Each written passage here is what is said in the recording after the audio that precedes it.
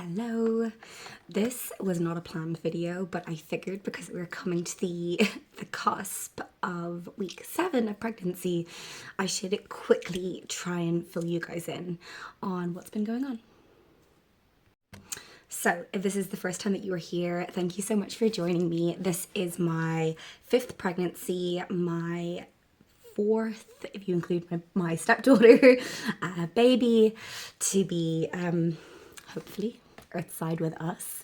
And it's been quite a long journey trying to conceive, lots of losses. Trying to conceive after a loss is also like, I would not put it on anyone.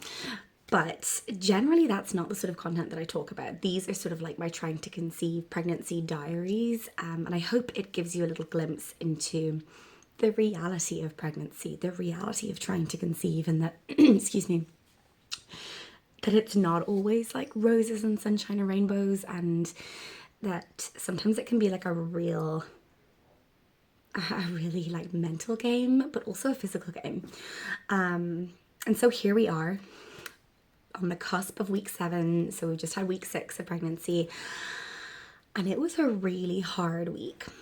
This week was the week that I really like questioned myself, my ability to have another baby.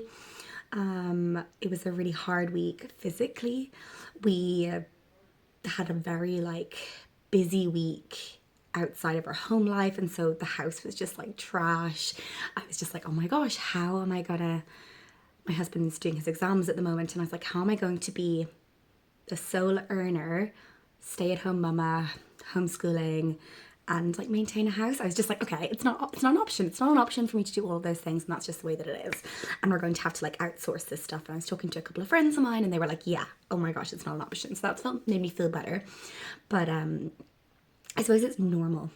It is normal for you to be like, whoa, can I do this? And I just wanted to really like talk about that some more. I haven't yet shared, I've only shared with my close friend group, my hope possibly birth photographer, my midwife, although, yeah, who else?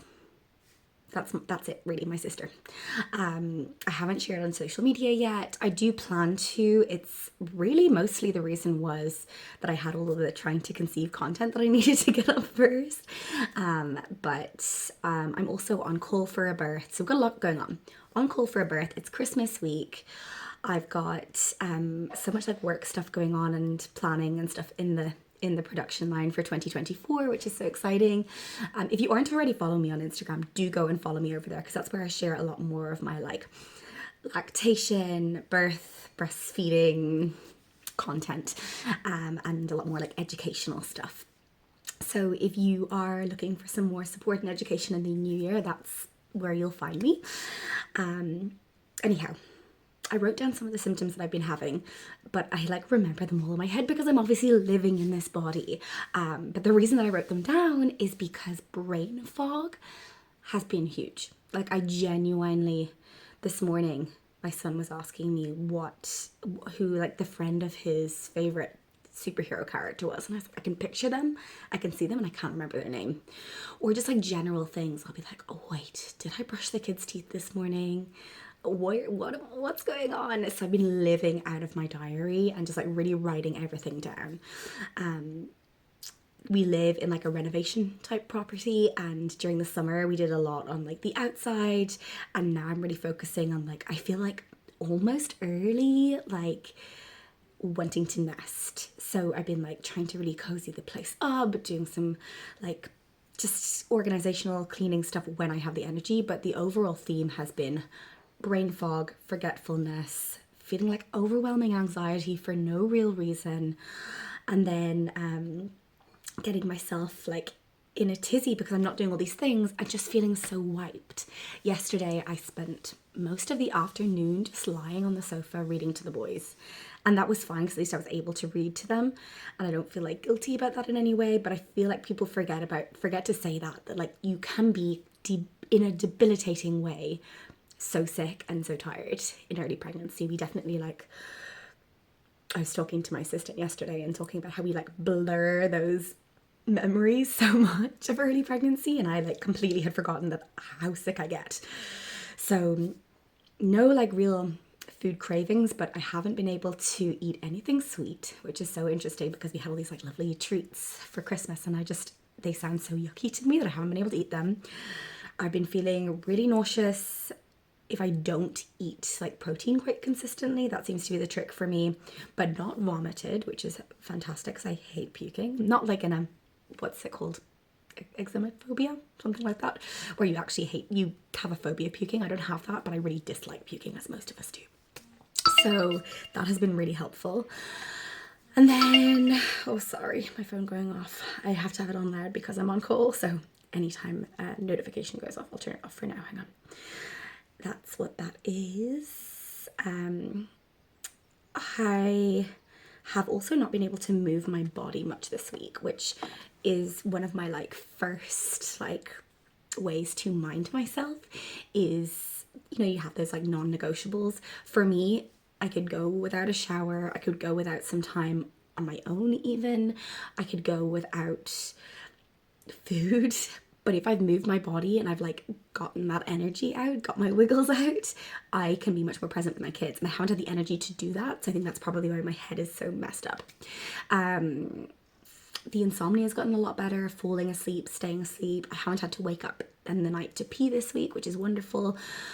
The nursing aversion is still very real, so a couple of nights this week I've actually just like done like soft massage for the boys' backs, so tickle scratch massage. I will like tell them a story and like draw out the pictures on their backs, and they'll fall asleep that way, which is really nice. But hard for me because the connection that I get with breastfeeding them is, I miss that, but when I do it I just want to throw it out the window. So I still have to do that entire video on breastfeeding aversion because I've definitely found some tips and tricks that have really, really helped me. I'm also in the middle of creating a course on trying to conceive, breastfeeding through pregnancy, and then like tandem feeding and how that looks. So keep your eyes peeled if that's something that interests you. What else have I been feeling? The fatigue, the nausea, the feeling of overwhelm, the anxiety. Recently I've started to be thinking about like, okay, so now that we're bringing another baby into the world, what does that really, I just hadn't really thought about it that much because our kids don't need that much. What does it mean for us in terms of space? Do we need another house? Do we need another room? Do we need another car? And I've been really kind of like pondering on that and how that looks, and like little dreamy Kitty up here is like, let's just get a camper van that fits us all and we'll just travel the world. And my husband's like so much more practical. He's like, or we could just get a car with an extra seat in it. So that'll be interesting to see. And I'm so lucky with the job that I do that I support people all around the whole world. So for me, I'm like, well, and we're homeschooling, so like, let's make the most of that, but not at the moment. I'm up here, Arch. My little baby's just found me. This is the little tummy.